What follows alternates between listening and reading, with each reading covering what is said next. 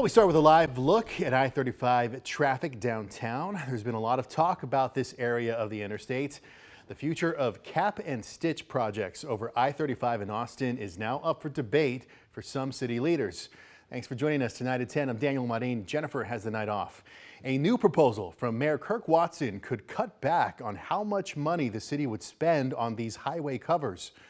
KXAN's Madison Myers has a closer look at what changed in the plan and why some city leaders are pushing back.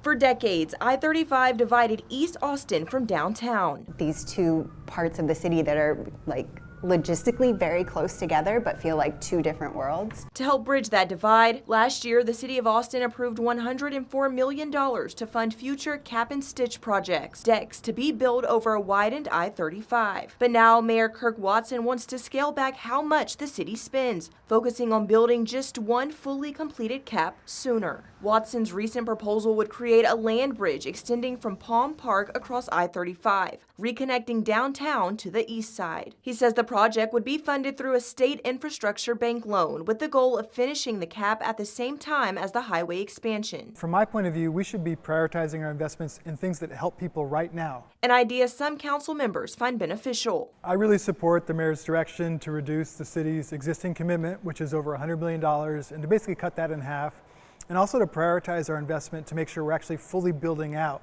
an entire cap project instead of just building foundational elements that may or may not result in caps in some distant future. The proposal also calls for future-proofing possible caps near 11th and 12th Streets, but the reaction is mixed for some East Austin businesses. 35 is already kind of a lot to handle, so adding construction, I feel like that would be a deterrent initially for business. That makes me a little bit nervous. On Friday, several council members, including Ryan Alter, Jose Velasquez, and Mayor Pro Tem Chito Vela, released a statement opposing Watson's plan, saying, quote, "We appreciate the mayor's proposal, but feel it does not deliver enough benefits to justify the cost. The proposed stitch is too small to shield someone from the noise and negative effects of the highway underneath, a key element for a successful highway cap. While we acknowledge the proposed stitch is cheaper than a cap, it is still $41 million for a project with very few benefits. A plan now under close watch by community members." I'm sure it would be amazing, but I'm just a little nervous about